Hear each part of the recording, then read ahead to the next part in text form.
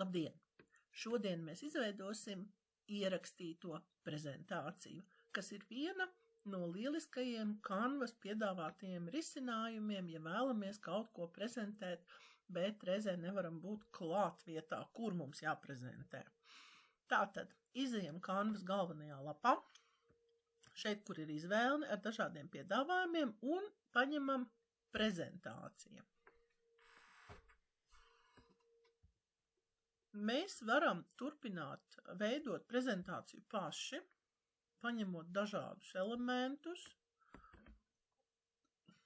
pievienojot noformējumu un daudz ko citu, tekstus un visu pārējo.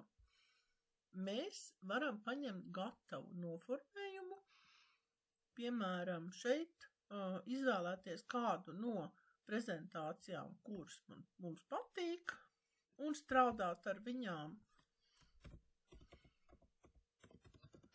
nomainot visu, kas mums patīk, nepatīk. Redziet, te var pat atsevišķas detaļas paņemt nost, pielikt klāt, un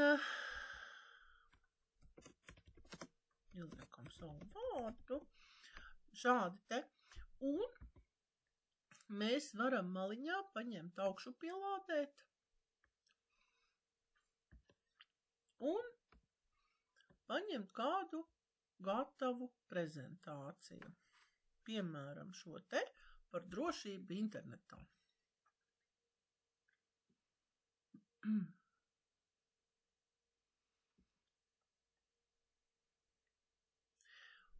Izvēlamies šo prezentāciju, lietojam visas lapas.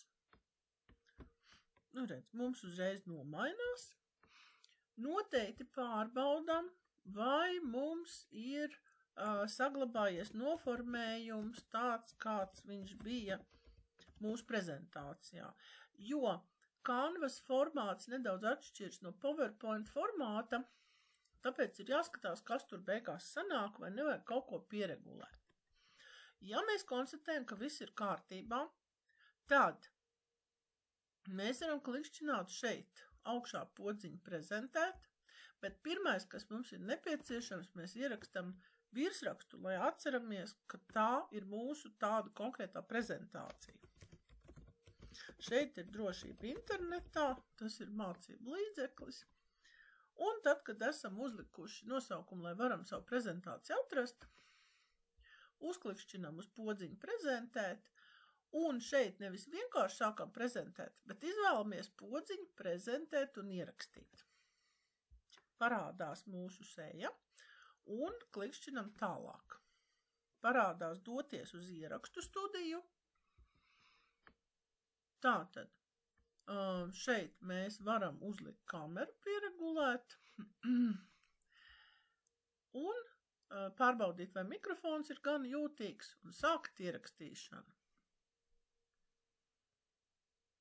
Labdien! Mans vārds ir Aija Burkevica, un šodien mēs ar jums parunāsim par drošību internetā. Šis materiāls gan ir domāts bērniem 1. klasē, bet arī pieaugušajiem reizēm tīri labi noder uzzināt, kas ir internets. Tā ir liela bagātīga bibliotēka, kur var atrast daudz informācijas, tur var atrast spēles, multfilmas, un ar tās palīdzību var mācīties. Tomēr tajā ir jābūt ļoti uzmanīgiem. Ja gadījumā mums ir nepieciešams, piemēram, noklepoties, vai mēs konstatējam, ka kaut ko mēs neesam īsti piefiksējuši, kaut kur vajag labojumu prezentācijā, mēs varam uzlikt pauzi un veikt korekcijas. Labajā pusītē mēs, redziet, uzspiežot te apakšā labā pusītē stūrītī, aktivizējam zīmolīti un varam pievienot savus piezīmes. Piemēram, jāpasaka, cik daudz internetu lieto pasaulē. Piemēram, kad tas ir izdarīts, tad klikšķinam gatavs, un šeit mums ir teksts, ko mēs varam nolasīt. Ja nav tāda pieredze runāt online, tad mēs varam veidot šādi. Tad, kad esam visu izklikšķinājuši, visu ierakstījuši, visu parādījuši, tad mēs šo prezentāciju varam pabeigt. Tagad, zinot visu šo informāciju, jūs esiet interneta supervaroņi. Jūs tagad zinat, kā būt drošam internetā, un vienmēr atcerieties 3 zelta noteikumus, kas jūs pasargās, un esiet kā supermeņi, kas sargā savu interneta pasauli. Tajā brīdī noklikšķiniet beigt ierakstīšanu, un parādīsies šāds uzraksts, notiek ieraksta augšupielāde. Jums var parādīties, ka publisko skatīšanās saiti nevarēja izveidot, bet uzklikšķiniet, mēģināt vēlreiz, un tad parasti var.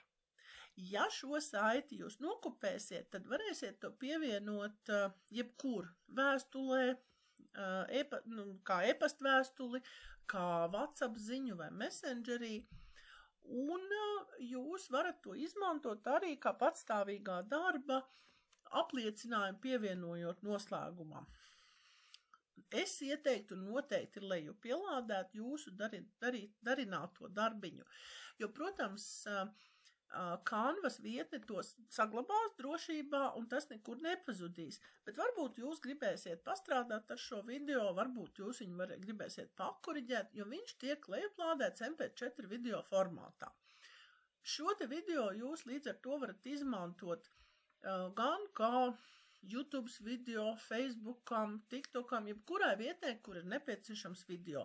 Varbūt tikai vajag pamainīt viņa formātu, lai tas atbilstu vietnes prasībām, un jūs droši varat to izmantot.